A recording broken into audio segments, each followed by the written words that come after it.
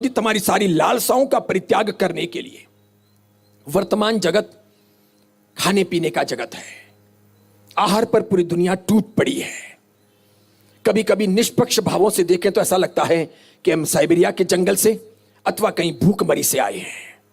ऐसा लगता है कि शायद कल खाने को नहीं मिलेगा, इसलिए आज दौड़ लगी है, टूट पड़ा है पूरा जमाना।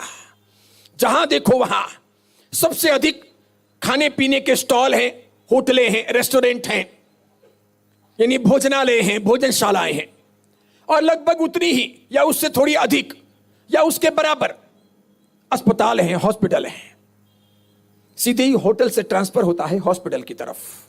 गलत खाओ, उसका भुगतान करो, बस बिल देते जाओ, पैसे खाली करते जाओ। घर खाना अब कम लोगों को पसंद है, बाहर खाना सबको अच्छा लगता है। शुद्ध खाना कम पसंद है, अशुद्ध खाना सब खाने लग गए हैं। अभक्ष खाना हो, अनंतकाय खानी हो, अशुद्ध खाना हो, जीव जंतु वाला खाना हो, सचित खाना हो, गंदा सड़ा हुआ खाना हो, सबको मंजूर है, सब खाते हैं। क्योंकि पकने के बाद में लटे भी टेस्टी लगेगी, क्या मस्त है। और हमको तो टेस्ट के लिए ही जीना है, हमको आत्मा के लिए जीना कहाँ है, हमको आत्मा की चिंता करनी कहाँ है। परभव की फिक्र किसको है। पुण्य और पाप की भेद रेखाएं खाली प्रवचन में की जाती है, जीवन आचरण में कितने लोग इसके लिए सावधान हैं। तो जागृति, छना हुआ पानी, समय पर सब संवारना, देख करके, जान समझ करके, आंखें खोल करके फिर तैयार करना, कम से कम हिंसा हो, अधिक से अधिक जीव दया का परिपालन हो, ऐसी जागृति तो होती नहीं। बाथरूम कितना भी स्वच्छ हो, उससे भी बदतर अगर वो जगह हो तो क्या होगा। मेरे गुरु महाराज आचार्य पद्मसागर सुरेश्वर जी महाराज साहब एक बार मेहमानों के साथ कोलकाता एक होटल में खाना खाने के लिए गए। 1937 में लगभग दीक्षा हुई, उसके पहले की यह बात है, यानी आजादी के पहले की बात है। मेहमान सब बैठे थे, ये भी बैठे थे। चूंकि वो परिचित का होटल था, खड़े हुए, टहल के आए। कांच के उस तरफ सब अलग अलग किचन के अंदर लोग काम कर रहे हैं। वो कलकत्ता की गर्मी, धनाधन पसीना बहता जा रहा है, उसी से पहुंचता जा रहा है, बीड़ी भी फूंकता जा रहा है, वापस करता भी जा रहा है। गुरु महाराज बोले, इतने में जोर से छींक आई। सब विटामिन प्रोटीन उसमें है। उसी कपड़े से उसने साफ भी कर लिया और वापस बनाना शुरू।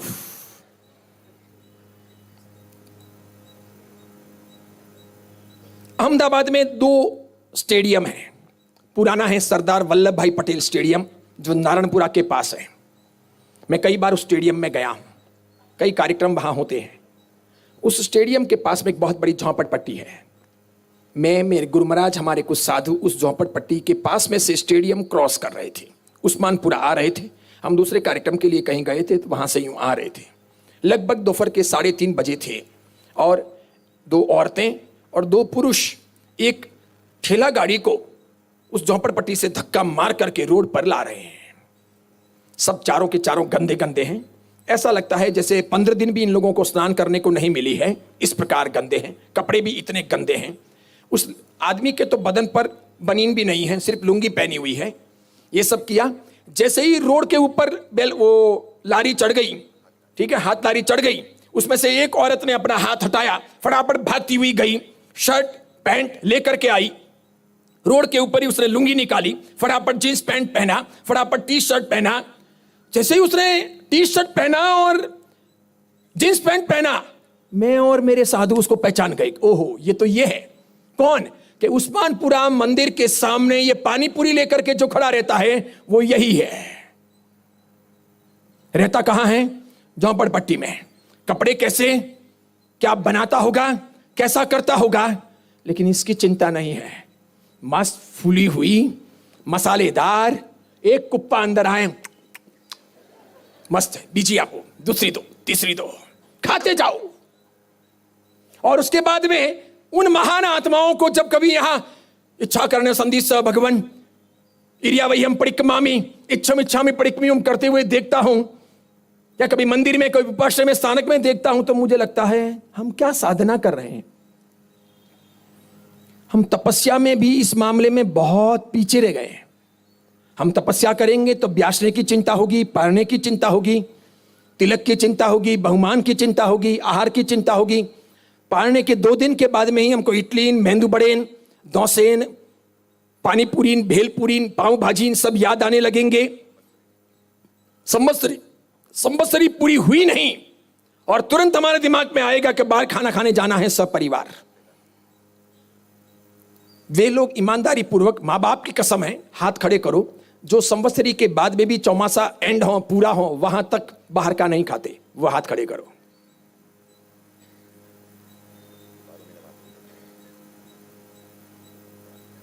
फाइव 5% भी नहीं, 5% भी नहीं। समझ रहे? ये हमारी आहार के प्रति जागृति है। हिंसा अहिंसा का भेद विज्ञान यहां स्पष्ट होता है। हम क्या मानते हैं, क्या समझते हैं। कभी आपको मन में नहीं होता कि यह जीवन किस लिए मिला है? आहार के लिए जीवन है या जीवन के लिए आहार है? भोजन के लिए जीवन मिला है या जीवन के लिए भोजन है? पेट भरने के लिए जीना है या जीने के लिए ही खाना है? क्या सोचते हो आप? पशुओं के लिए संभव नहीं है, पक्षियों के लिए संभव नहीं है, उनको तो ज्यों त्यों पेट भरने का इंतजाम करना है। मनुष्य के लिए तो यह संभव है कि मुझे क्या खाना, क्या नहीं खाना, कितना नहीं खाना, कहां जाना, कहां नहीं जाना, कितना अपनी जीभ पर नियंत्रण रखना। इस जीव ने मनुष्य की जिंदगी में जो उत्पात मचाया है, उतना शायद किसी ने नहीं मचाया। जितनी खतरनाक आंखें नहीं, जितने खतरनाक कान नहीं, जितने खतरनाक नाक के छिद्र नहीं, जितने खतरनाक ये दांत और होंठ नहीं, जितने खतरनाक हाथ और पैर नहीं, उतनी खतरनाक है जीभ। आंखें 2, काम 1, नाक के छिद्र 2, काम 1, कान 2, काम 1, हाथ 2, काम 1, हस्तांतरण, पैर 2, काम 1, लेकिन जीभ 1 और काम 2। आंखें 2, काम 1, देखना, कान 2, काम 1, सुनना, हाथ 2, काम 1 ही, हस्तांतरण करना, हस्ताक्षर करना, पैर 2, काम 1, चलना, जाना, स्थलांतरण करना, जगह बदलना, लेकिन जीभ 1 और काम 2, और दोनों ही खतरनाक department, food supply and broadcast. गलत खाना, गलत बकना, दोनों ही खतरनाक, दोनों ही पापप्रद, दोनों ही उत्पात मचाते हैं बहुत बड़ी मात्रा में। इस खाने ने तो इतना अधिक उत्पात मचाया है, इस जीव ने इतना परेशान किया है, जिसकी कोई निजात पाई नहीं जा सकती, ऐसा लगता है। पूरा मनुष्य का मन, मनुष्य का जीवन भोजन के हवाले हो गया है। सवेरे उठ करके रात को सोते हैं, वहां तक यही लगता है कि हम खाने के लिए जी रहे हैं, जीने के लिए नहीं खा रहे हैं। हमको यह पता ही नहीं है कि जीवन का मूल्य क्या है, मन कहां ले जा रहा है, कितना खा रहा हूं, कितना भ्रष्ट हो रहा हूं, कितना पतन का मार्ग निमंत्रित कर रहा हूं, कितना आत्म अहित कर रहा हूं, कितना पाप बांध रहा हूं, कितनी हिंसा हो रही है, किन किन से मैं बच सकता हूं, बचने का जरिया क्या क्या है। मुझे बचना चाहिए, जीभ पर नियंत्रण करना चाहिए, नहीं करना चाहते, बस सिर्फ खाना चाहते हैं। छोटे मोटे मेनू से तो पेट ही नहीं भर रहा। 4-5 लड़के आए थे, सुनना आप, बहुत मार्मिक बात है। चूंकि मैंने तो इनको मना किया था कि इतने अधिक पास अपने को बाल संस्कार शिविर के नहीं देने हैं, तब भी इन्होंने कहा कि बच्चे बहुत मांग रहे, दे दो। तो मैंने कहा दे दो, आपको संभालना है। मैंने कहा मैं तो नहीं आ पाऊंगा हमारा साहब, कभी आप थक जाओगे तो फिर मजबूरी में आ जाऊंगा। तो कि ठीक है। 5-6 लड़के आए, अब घुल मिल गए हैं। उनका क्या रे, शिविर में दिखाई नहीं दिए? इन्होंने पूछा तो कि नहीं, 2 शिविर यहां आए थे, 2 शिविर दूसरी जगह जा रहे हैं। मैं पास में ही था, मैंने पूछा क्यों, विषय नहीं पसंद आया? तो कि नहीं, वहां खाने का अच्छा है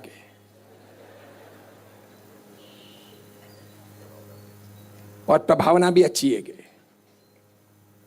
मैंने इनसे कहा, मैंने कहा पूरा समाज इस ट्रैक पर चला जाएगा। इस समाज में लोगों को सुधारना, और लोगों से भी ज्यादा, बच्चों से भी ज्यादा मम्मियों को सुधारना बहुत जरूरी है। बहुत मुश्किल होगा ये कि हम यही देखते हैं। अभी चेन्नई से सब लोग आए थे, बोल रहे थे हमारे वहाँ इस बार प्रभावना का अच्छा बोलबाला है, बहुत जोरदार। जैसे ही आप एंट्री करो तो आपको कूपन मिल रहे हैं, जैसे आप एंट्री करो आपको कूपन मिल रहे हैं। रोज लगभग 50, 60, 70, 80, 90 या कभी कभी 100 कूपन दिए जाते हैं। प्रवचन पूरा हो जाने के बाद में कूपन की लॉटरी खुलेगी। किसी को थर्मस, किसी को 100 का, किसी को 200 का, किसी को 500 का अलग अलग सामान मिलेगा। वो सब स्टार्टिंग में दिया जाएगा। तो तुरंत आपको आना है और तुरंत कूपन लेना है। बड़ों को भी यह शौक लग गया, छोटों में भी यही चीज है। ईमानदारी से बताओ, 2 जगह एक साथ में भोजन समारंभ हो, 2 संघों में दोनों संघों के आप सदस्य हो, मेनू आपको मालूम पड़ जाए तो आप कहां जाओगे?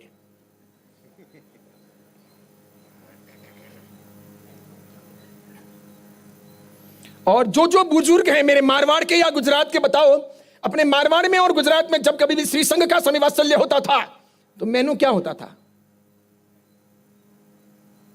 बर्तन घर से लाते थे, तब कोई रसमलाई बनाने वाला अपना चाचा चाची कोई बैठे नहीं थे, वो रिवाज भी नहीं था।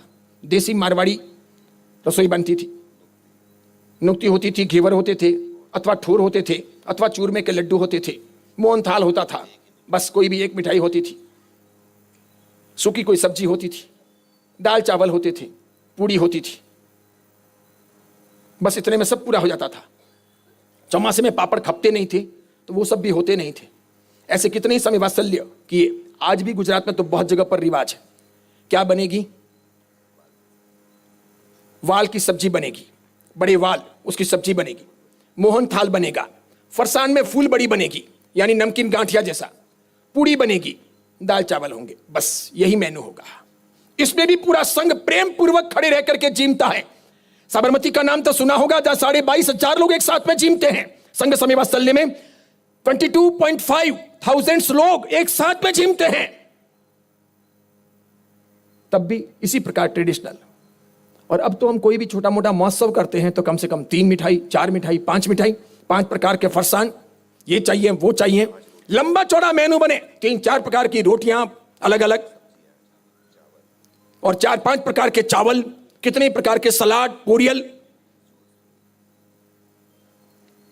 सच कहूं, सुनना आप, भगवान कहते हैं और भगवान की परंपरा कहती है, रात को बनाकर दिन को खाना, दिन को बनाकर रात को खाना, या रात को बनाकर रात को खाना। वापस सुनो, रात को बनाकर दिन को खाना, दिन को बनाकर रात को खाना, या रात को बनाकर रात को खाना, तीनों रात्रि भोजन है। तीनों रात्रि भोजन। इसीलिए मुंबई में, अहमदाबाद में, सूरत में, अच्छे अच्छे संघों में सवेरे के सब ब्यासने कैंसिल कर दिए गए हैं कि सवेरे ब्यासना नहीं। सवेरे ब्यासना होगा तो मेनू छोटा होगा, बड़ा नहीं होगा।